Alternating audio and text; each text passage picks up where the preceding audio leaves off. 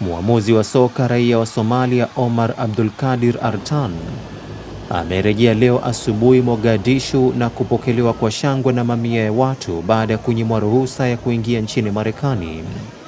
Artan, mwamuzi bora wa Afrika mwaka 2025, alikuwa ameteuliwa na shirikisho la FIFA kuwa miongoni mwa waamuzi 52 wa kombe la dunia na angekuwa Msomali wa kwanza katika historia kuchezesha mechi za kombe la dunia.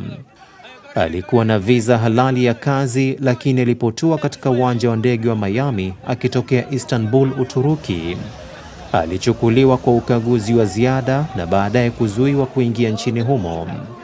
Serikali ya Somalia ilijaribu bila mafanikio kuwasiliana na mamlaka za Marekani pamoja na FIFA ili kuhakikisha Artan anaruhusiwa kuingia Marekani, ikisema mafanikio yake ni chanzo cha fahari ya taifa na mfano wa kuigwa kwa vijana nchini Somalia.